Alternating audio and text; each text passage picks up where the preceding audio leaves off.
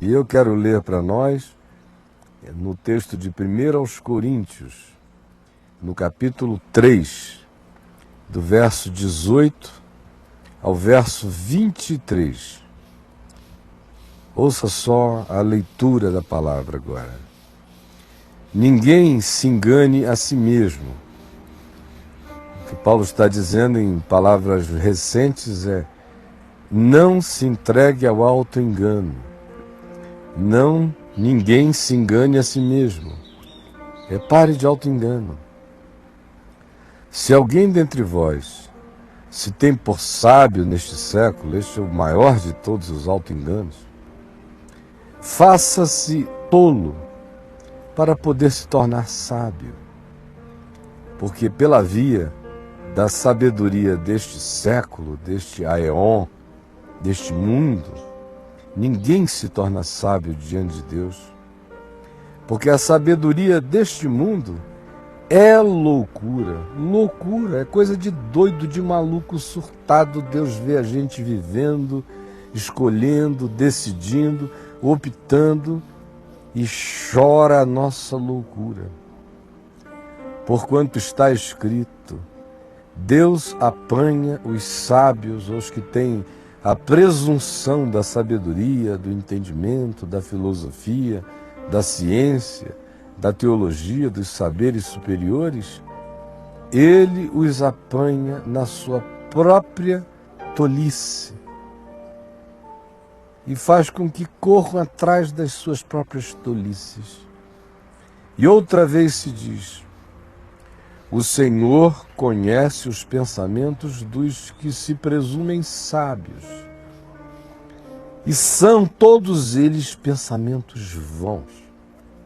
Como disse na categoria dos sábios, o mais sábio de todos: tudo é vaidade e correr atrás do vento. Portanto, porque as coisas são assim, porque a sabedoria deste mundo é loucura, porque o que os homens chamam de mais elevado ainda está apenas carregado de vacuidade, de vaidade, de capricho. Portanto, sabendo disso e sabendo como Deus enxerga o que nós chamamos de grandioso, de elevado, de superior, ou até de sábio, mas se for segundo a sabedoria deste mundo, portanto se saiba, ninguém se glorie nos homens, em homem nenhum, em projeto humano nenhum. Ninguém se glorie nos homens, porque gloriar-se dos homens é gloriar-se daquilo acerca do que Deus chama de vanidade, vacuidade, vaidade, loucura. Ninguém se glorie nos homens, porque a primeira razão é essa, é loucura.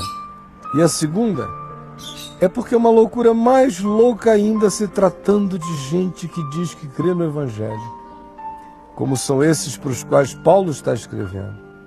Porque ele conclui: além de que é loucura fazer isso gloriando-se nos homens, é loucura porque quem faz isso não viu nada. Porque vocês haverão de gloriar-se em homens, se tudo é vosso. Por isso não se gloriem em homens, nem em sabedoria humana, e sim no Evangelho, na revelação, no que foi dado a vocês em Cristo. Tudo está no coração de quem tem Jesus. Nada, por mais sábio que seja o indivíduo, está no coração daquele que não tem o Evangelho. Tudo é vosso. E não se glorie em homem algum, nem nos que você considere os maiores, os melhores, os mais extraordinários, porque gloriar-se em homens é cair no buraco da vaidade, é cair na sabedoria do mundo, é cair no culto às personalidades, é cair na idolatria das personas e das projeções. E vocês, diz Paulo, já passaram disso em relação a qualquer homem, em relação a qualquer ícone, em relação a qualquer coisa.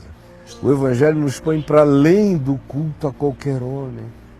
O homem é nosso irmão. A gente o ama, até quando ele é nosso inimigo. A gente ora por ele até quando ele nos persegue. E quando ele se confraterniza conosco em verdade, a gente tem comunhão com ele, tranquila, feliz e descontraída, porque essa é a saúde do Evangelho para nós. Nada além disso, nada aquém disso. Além disso, é culto ao homem. Aquém disso, é menosprezo ao homem feito à imagem e semelhança de Deus. E Paulo diz, em vocês não haja isso, porque tudo é vosso. Seja Paulo, que é quem escrevia a epístola, seja Apolo, que foi um grande pregador da palavra, do Evangelho naqueles dias, e que anunciou a palavra em Corinto, seja Cefas, ou seja, Pedro, seja o mundo, o cosmos, o universo, a criação, as multicriações, seja a vida, a pulsão presente ou qualquer outra dimensão dela. Por isso ele diz, seja a morte, sejam as coisas presentes ou sejam as futuras, tudo é vosso e vós de Cristo e Cristo de Deus. E no meio disto tudo que aqui está dito e declarado, provavelmente o maior choque está mortinha da Silva. Morreu a morte. E não há quem tenha o poder de ressuscitá-la, porque ela morreu quando quis matar Deus em Cristo. Ela caiu nessa armadilha, morte. Vamos matar Deus em Cristo. Aí lá foi a morte matar Deus em Cristo. E morreu. Morte, você foi tentar matar Deus? Morte, foi por isso que você morreu. Foi por isso que eu fiquei assim, ó, livrinho da Silva. Depois que a morte está mortinha da Silva. Eu fiquei morto com essa vida em Cristo. Eu morri em Cristo para que a morte morresse para mim. Então eu não morro mais.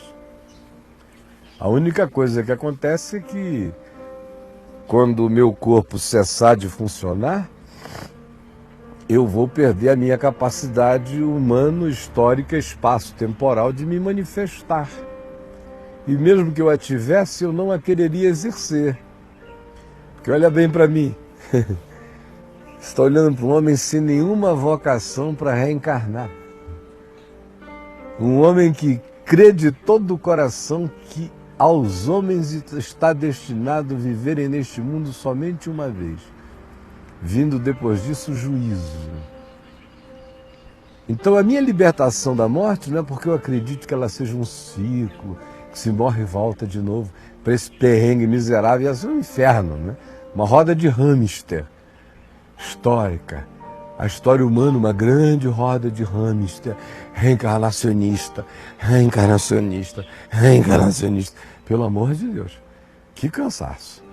Se me dissesse que a morte não me matava mais, porque ela ia me matar para sempre, e eu ia voltar igual um ratinho para a roda da morte, eu ia dizer, poxa, que misericórdia de Deus, mais desgraçada. Que inferno espaço-temporal contínuo. Isso é que é inferno, vou te dizer. Mas não é por essa razão, não. A morte morreu. Ela se tornou um portal dimensional. A gente entra por ela. Ela virou uma porta de passagem. Antes ela matava e as pessoas não a conheciam. E ninguém de lá tinha vindo. E era tudo só o mistério da morte. Até que aquele que é a primícia dos que dormem, dos que morreram e ressuscitaram, glorificados, foi ao Hades. No Hades foi ao Tártaro e gritou, evangelizomai, esta é a vitória do Evangelho. E saiu da morte, ressuscitado ao terceiro dia. Ele, Jesus, quando fez isso, eu fiz isso com ele, eu fiz isso nele, eu estava lá, eu fui ao inferno, eu fui ao Hades, eu fui ao Tártaros, e eu saí da sepultura com ele no terceiro dia. Eu comi e bebi com ele, e eu comi tilápia e bebi vinho nele, e eu recebi todas as instruções que todos receberam no Espírito Santo nele, porque eu criei nele 2000 anos depois, no espaço-tempo, eu descobri que eu era parte dele, na vida e na morte. Eu existia nele. Eu fui designado por ele não só para ir no mundo e dar fruto, mas para nascer no mundo e dar fruto. E para que esse fruto permaneça. Quando o Evangelho entra na gente, essa consciência de amor eterno nos penetra, acaba o resto. Acaba o resto. Quando você ouve a voz de Deus dizendo: com amor eterno eu te amei, por isso com misericórdia eu te atraí, e você crê nisso de todo o coração, aí pronto. A morte morreu, caiu em estado de liquidação, se tornou um portal, uma passagem. Eu transito livremente pela morte, como quem anda pelo quintal. Acabou a história para mim. Tchau. Morte, acabou a tua história comigo, morte. Acabou a tua história comigo, eu estou livre em Cristo. Morrer assim, levantar e sair andando, só que em vez de ser nesse jardim relativo e sem vergonha, é no paraíso da glória de Deus. É entrar no impensável, naquilo que olhos nunca viram, ouvidos nunca ouviram, que nunca subiu ao coração de homem nenhum e que é o que Deus tem preparado para aqueles que o amam. Essa é a morte agora. Então me diga, o que a morte tem de especial? Que poder ela ganhou? Se ela já não tem mais nem o poder de ser percebida como morte. A gente tem apenas o poder de sentir o enfraquecimento físico. Se o processo da cessação da vida no corpo for muito demorado, a gente se sente se esvaindo, se indo, alguns sentindo dores, mas e daí? Isso não é morrer, isso é ter corpo. Morrer não dói, eu estou te dizendo. Mas não dói mesmo. Quem diz isso é Jesus. Faz uma eternidade e a gente não acreditou. E a palavra de Deus vem e nos diz: olha, a morte acabou, é uma porta de passagem para o paraíso. Aí isso deveria mudar toda a nossa noção de tudo. De fato, eu fui ficando exposto a isso, primeiro pelo Evangelho, depois pelo treininho, né? Porque Deus vai dando treinos para a gente. Primeiro veio o Evangelho e me deu isso como convicção. Mas aí logo 3 anos e meio depois dessa convicção, eu tive que lidar com a primeira experiência de ver alguém amado partir, anacronicamente, do ponto de vista humano. Meu irmão de 19 anos, meu amigo querido, Luiz Fábio, que nos últimos 4 anos tinha sido também meu motorista, desde que eu me converti.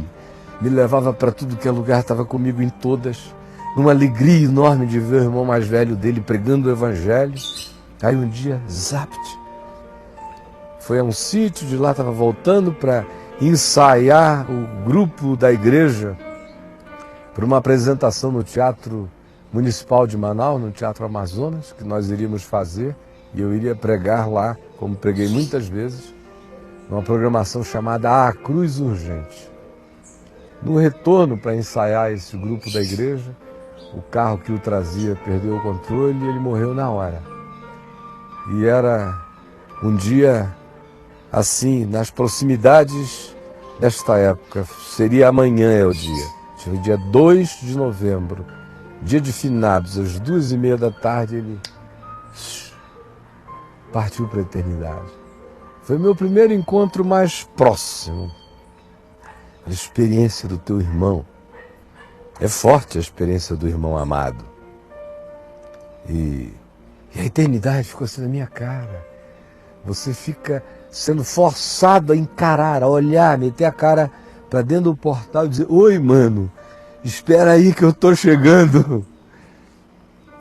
Mas só gente querida partindo é que dá motivação para a gente enfiar a cara para dentro da eternidade, meter a cara lá dentro e dizer: oi, poxa, aí é muito mais interessante que aqui. Tô chegando, e voltar. E foi aquela enfiada de cara ali quando meu irmão partiu, eu novinho na fé, com aquela saudade louca, apaixonado por ele, grato a Deus pela vida dele. Aquela ida chocante, aquele susto do papai, aquele estupro no ventre da alma da minha mãe. Teu filho morreu. Aquele garotão lindo, bonitão. E a minha dor, como irmão e como filho dos meus pais, solidarizado com a dor deles. Foi meu primeiro choque assim mais próximo. Foi também a primeira vez que eu meti a cara para dentro da água e falei: ué, só tem luz para cá, tem muito mais pro lado de cá. Aí pela experiência, você começa a ver que a morte morreu mesmo. Logo depois Deus me deu uma alegria imensa. Meu querido amigo, irmão, na fé e conhecido de antes do Evangelho, Marco Aurélio, muito doidão lá em Manaus, junto com o Rui, malucões, eu me converti, ficaram fazendo pouco. Aí, logo depois da morte do meu mano, esse amigo, Marco Aurélio, nos disse que estava com câncer. Naquele tempo não se sabia que já era AIDS. E foi assim, fulminante.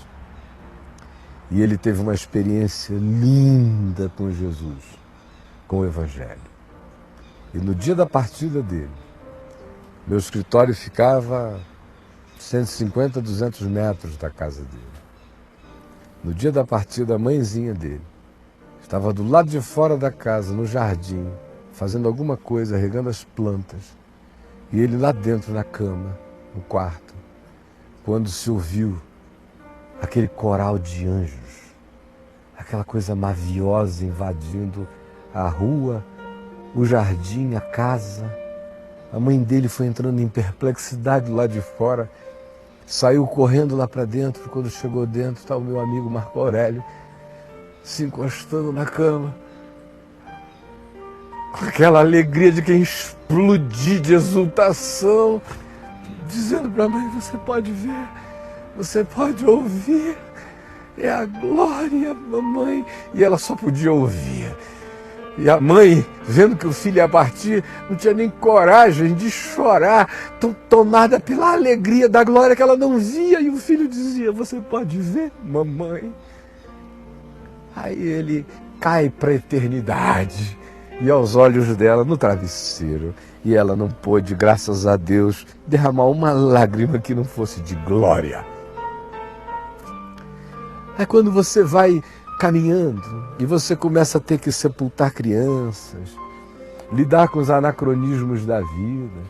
É lindo sepultar um velhinho, é doído sepultar uma criança, um adolescente, um jovenzinho de 20 e poucos anos. E eu fui fazendo isso a vida inteira. Senti muita dor, especialmente dos que ficavam. Ver os pais gemendo em cima de filhos doentes até a morte. E acompanhei tantos deles. E a morte se me foi tornando algo completamente sem poder. Exceto aquele de nos rehumanizar, de nos ressignificar para a percepção do que vale, do que é eterno. Mas em relação a qualquer que fosse a assombração, ela perdeu totalmente o encanto funesto que ela pudesse ter para mim. Ela virou só uma porta de passagem para minha entrada no que é permanente. Se o que é permanente não vier me arrebatar e me absorver em si mesmo antes da cessação da existência neste corpo. Do contrário, eu já passei da morte para a vida. A existência continua e você vai sendo apresentado, vão morrendo os avós, os parentes, os tios, os que criaram você.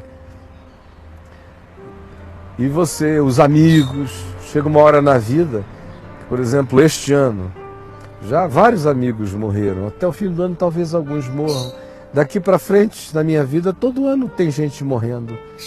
Mais velhos do que eu, da minha idade, alguns mais novos. Você entra numa fase, num momento estatístico da vida de adeus, de dizer adeus para muita gente boa.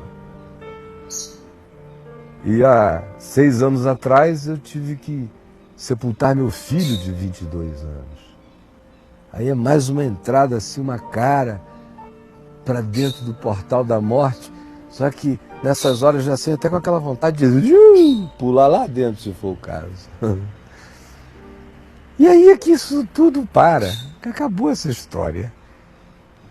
A morte vai ficando habitada cada vez mais por gente tua. Cada vez mais, Jesus, a quem você pertence e que é seu. A nuvem de testemunhas, mas depois começa a ficar habitada de vovô, de vovó, de papai, de filho, de irmão, de primo, de amigo, de colaborador do evangelho para todo lado. A nuvem de testemunha vai ficando cada vez mais amiga tua. E aí, logo depois, eu sepultei meu pai, 2 meses ali vendo ele partir em glória. Que partida linda, que carruagens de fogo, quanto milagre. Morreu exatamente como viveu, com uma graça extraordinária. E não morreu, não conseguiu sair daqui. Ele está no paraíso. Mas o que ele encantou, o encanto dele está aqui. Está aqui. Eu não consigo sentir que ele foi a lugar nenhum.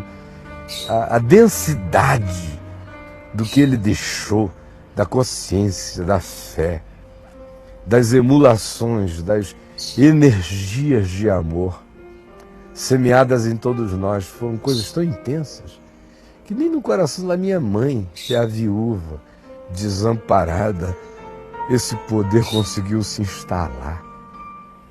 De jeito nenhum. Ao contrário, ele me anima para a eternidade, porque eu nunca conheci na minha vida um homem mais apaixonado pela eternidade do que o meu pai. Nunca. Eu vi e vejo pastor com medo de morrer, assim, ó. E quanto mais líder denominacional, com mais medo de morrer, porque mais maracutaia faz, mais política faz, mais cabala faz, mais macumba faz. Ficam morrendo de medo de morrer. Você sabe disso. Você, viúva, que está me assistindo, que foi mulher de pastor a vida inteira, você viu o medo que o seu marido tinha e teve de morrer. Que coisa horrível. Um evangelho que não resolve esse problema não é evangelho. Um Cristo que chega em nós e não mata o medo da morte, não é Messias no coração da gente. Não é Deus em nós ainda. Você, no entanto, saiba disso. A morte definitivamente perdeu o seu poder de matar. Em Jesus, ela não mata mais. E é por isso que o que eu às vezes digo soa tão estranho e esquisito às pessoas. Porque, de todo o coração, quando você de fato crê nisto, 2 coisas acontecem. Número 1 é que você trabalha com toda a intensidade da vida pela salvação de qualquer que seja a dimensão da vida, física, psicológica ou espiritual. Você se condói dos doentes, dos fracos, dos aflitos. Você ora por eles e pede cura, ao mesmo tempo em que, se houver encaminhamentos médicos, você os leva para a cura, porque não há guerra em nada. Toda boa dádiva, todo dom perfeito vem do alto, toda cura é de Deus, seja ela aquela inexplicável e milagrosa, seja processual e médica. Toda recuperação, toda célula que se renova é dom de Deus, é graça de Deus.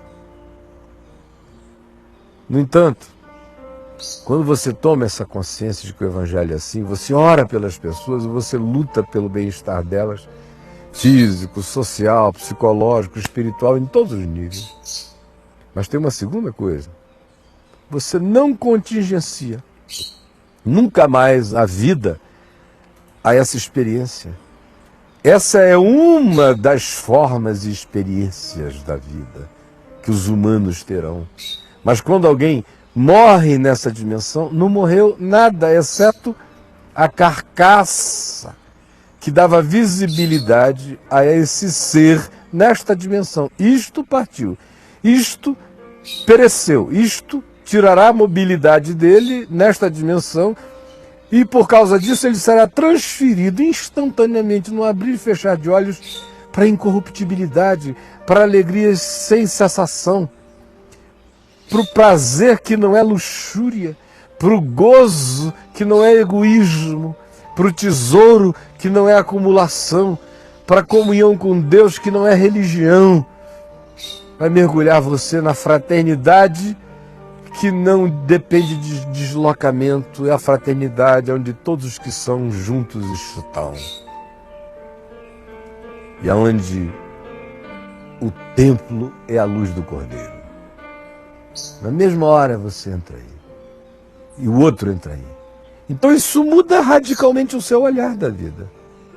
Porque você passa a viver como Davi ensinou. Que foi o que Jesus ensinou. Lembram de Davi? Enquanto o filho que ele tinha gerado no ventre de Batseba, naquele ato de adultério, estava vivo e depois veio a nascer, mas morrendo. Mas enquanto esteve vivo a criança, ela esteve ali viva. O que é que se diz? Que Davi orou, jejuou, se esforçou diante de Deus pela preservação da criança. No dia que chegou a notícia dizendo, olha, não ores mais porque o menino morreu. Aí ele mandou preparar um banquete, vinho, foi lá dentro, tomou um senhor banho, barbeou-se, perfumou-se, vestiu-se com vestes leves e boas, assentou-se à mesa e comeu abundantemente. E vieram os seus servos e lhe perguntaram, mas por que tu já ages assim? Enquanto o menino estava ali, tu jejuavas e oravas e clamavas e te negavas a falar com qualquer pessoa. Agora que ele morreu, tu estás comendo, bebendo? E Davi disse, olha, enquanto ele estava vivo nesta dimensão, eu podia orar e jejuar, porque ele podia retornar. Agora que ele foi, gente, sirvam vinho, botem a mesa, porque o meu choro é pelos que podem ser trazidos à vida neste mundo. Eu não tenho lágrimas para chorar para quem passou para o outro. E Davi não tinha ainda a nitidez do Evangelho que em Jesus eu tenho, de saber o que me aguarda. E ele mesmo olhando opacamente, pela opacidade do que ele percebia, ele já dizia isso. Imagine as minhas razões para dizer infinitamente mais do que Davi, de que tudo é meu, inclusive a morte. Ela é minha.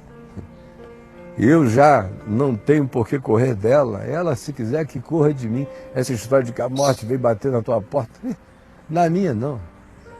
Na minha ela não chega senão como bondade divina. Na hora em que o meu Senhor disser, morte, está na hora de tu ires trabalhar como taxista celestial. Só para trazeres para cá, num segundo, esse meu amor eterno, esse meu filhinho querido. Tinha gente que não gostava dele, mas eu o amei.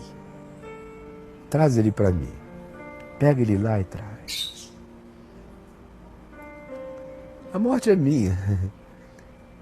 Diria o Raul Seixas, virou só a sombra sonora de um disco voador, nada mais do que isso. No máximo, se tanto, nem tanto, coisa alguma. Aí você diz, mas o que é, Caio? É porque amanhã é finados que você está falando isso? Não. Eu não falo nada em data marcada, não. Raramente. Às vezes quando sou forçado. Quando chego numa reunião do caminho, aí me lembro lá que é dia das crianças, está tendo uma festa para as crianças, na hora, às vezes, eu me permito dizer, Deus, se tu tiveres outra palavra para esse povo que tem a ver com o tema deste dia, me fala. Se ele me falar, eu prego. Se ele não me falar, eu prego o Evangelho. Porque eu não tenho data nem dia santo. Todo dia é data santa. Então, finados, fica fora disso. Estou falando disso é por uma razão simples. Me impressiona tanto mais quanto a gente vai entrando nesses dias agora, nesses tempos, assusta-me terrivelmente perceber o pânico da morte nas pessoas, nos crentes. Em geral, não são algunzinhos, não, é muita gente com medo de morrer. Muita gente desesperada até quando o velho pai vai. A gente fica vendo isso pelos artigos dos teólogos e dos pensadores cristãos, como a morte ainda é viva para eles. Porque eu olho para um campo de concentração nazista, 6 milhões de mortos, as consequências desastrosas de anticristo na terra de maldade, de diabolismo, de perversidade. E contra isso eu caio de soco, aí eu boto o joelho na barriga, caio de cotovelo e arrebento como o nariz dessa desgraça. Ao mesmo tempo em que eu tenho um outro olhar também. Aí você diz, você é esquizofrênico? Não. Eu só sou tomado por essa perfeita ambivalência do Evangelho. De um lado, essa convicção de que os Hitlers desse mundo são diabos e espiritualmente eu parto, meu amigo, para atropelar. De outro lado, todo choro que provém de mim em relação a essa catástrofe é pelo que o homem faz ao homem, mas não é pelo que aconteceu ao catastrofizado. É mais pelo que aconteceu aos que não foram catastrofizados e ficaram do lado de cá sem esperança e sem eternidade, assistindo a crueldade diabólica que algum humano praticava sobre o outro. Esse é o meu ciclo e não passa disso. Porque eu tenho outro olhar para além desse, para cada judeuzinho daquele ali, sequinho e virando foto perene, museu e no Yad Vashem, a gente deixa de ver o que estava saindo. A gente deixa de ver o cara, da alegria eterna. Pelo amor de Deus, a gente deixa de ver. E é esse outro olhar que não vai morrer em mim, em nome de Jesus, nunca. Porque no dia que morrer eu me torno um dos mais infelizes de todos os homens. Essa é a tensão do Evangelho. Como Jesus à porta do túmulo de Lázaro, eu choro. Mas ao mesmo tempo eu celebro a ressurreição e a vida. Como Jesus, eu posso dizer a Jairo, sem estar de brincadeira, sua filha não morreu, ela apenas dorme, tudo é sono. Isso para quem está do lado de cá, porque se alguém já tem um olhar do lado de lá, você não diz nem que dorme, você diz, o corpo dela dorme, ela está agora, acabou de entrar na festa, como nunca. Aí muda tudo, muda até a nossa interpretação da catástrofe humana. Você passa a trabalhar para que não haja catástrofes, mas você sabe que a catástrofe, ela catastrofiza os vivos. Ela não catastrofiza os mortos. Os mortos não são catastrofizados por nenhuma catástrofe. Nenhum tsunami afoga ninguém. Os tsunamis afogam os que não foram afogados. A morte começa a matar pelo entristecimento do coração daqueles que não morreram e não aprenderam ainda que a morte não mata. É isto. Enquanto você não ficar livre do medo da morte, você não vai aprender a viver, não vai poder casar legal, não vai poder ter filho em paz, não vai poder trabalhar em paz, não vai poder fazer nada em paz, vai ser assim como você é. Porque enquanto em nós perdura o medo do morrer, não brota e não nasce de nós a plenitude da coragem do viver. E ninguém tem o poder de mudar isso. De modo que hoje, ouça muito, mas muito o que eu estou lhe dizendo. Porque o programa inteiro, essas 3 horas que nós temos hoje aqui, serão inteiramente dedicadas a este assunto. Agora em Brasília, são 10h20 da manhã, na hora em que este programa está sendo gerado ao vivo. À tarde você vai estar me ouvindo falar isso. Esse momento aqui será às 4h20 da tarde, horário de Brasília. E à noite será 9h40, aliás, 9h40 da noite. Agora tem gente já me assistindo às 9h40 da noite no Japão.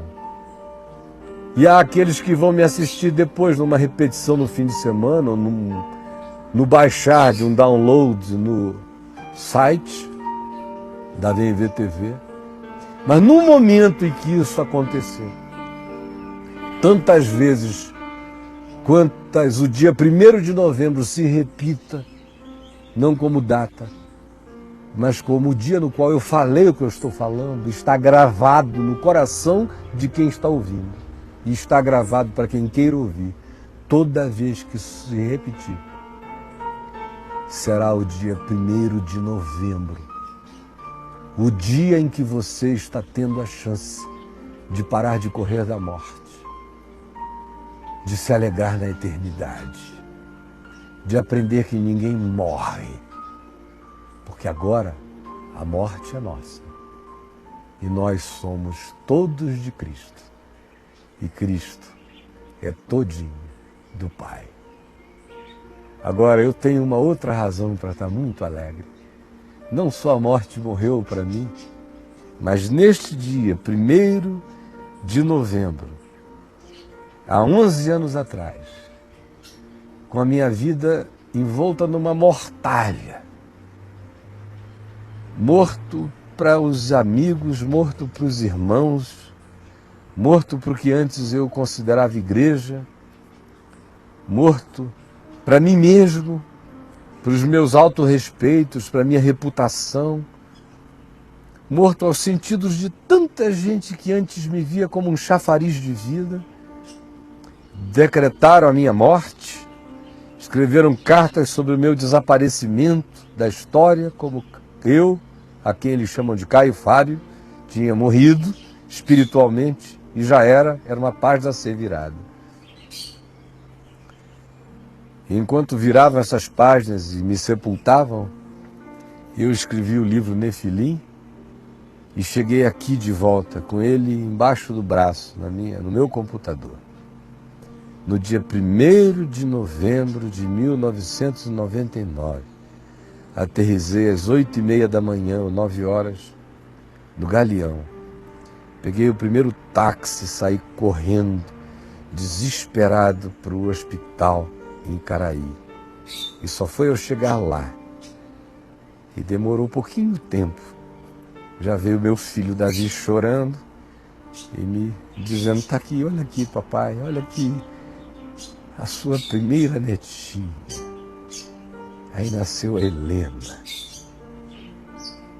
E com ela nasceu um renovo de oliveira. A minha oliveira parecia estar toda morta. Não tinha mais nenhum renovo nela. Aí nasceu a Helena. A Helena significa tanta coisa para mim, mais do que uma neta. Era carregada de simbolizações da graça, da vida, da ressurreição dos mortos. Senhor Jesus, eu quero te agradecer nesta manhã, em primeiro lugar, pela vida da minha netinha Helena, pela bênção que ela tem sido para mim e para todos nós que convivemos com ela até aqui. Ela tem sido um anjo de graça mesmo, de misericórdia, de simpatia, de compreensão, de adaptação. Eu quero pedir que tu a preserves, sobretudo tendo o temor do Senhor no coração e o entendimento do Evangelho. E eu peço que tu a levantes na vida para ser uma pregadora da palavra, cheia de sabedoria. Assim como eu peço pelo Mateus, pelo Heitor, por todos eles, para que sejam gente boa de Deus e do Evangelho nesse mundo. Mas hoje é o dia dela. Obrigado pela coroa de graça que tu puseste na cabeça daquele anjinho. E como ela tem nos abençoado e nos refrigerado a alma. Eu também te agradeço de todo o coração. Por aqueles que estão entendendo hoje que a morte não mata, aquele que está com o pai ou a mãe na UTI, ou os filhos internados, um amigo querido, e que perdeu o olhar da eternidade, perdeu o olhar da glória, não vê para além do véu e fica só com a cama, só com o gemido, só com a impotência, não vê os anjos, não vê o sorriso do Pai, não vê que preciosa é aos olhos do Senhor a morte dos seus santos. A gente está cego, nossa vida está morrendo com a morte, porque a gente perdeu o olhar da glória. Abre os nossos olhos, tira esse véu, para que o fato de Jesus ter ressuscitado de fato signifique para nós que a morte foi vencida. E que a gente antecipadamente dê as mãos e cante em volta das sepulturas. Onde está, ó morte, a tua vitória?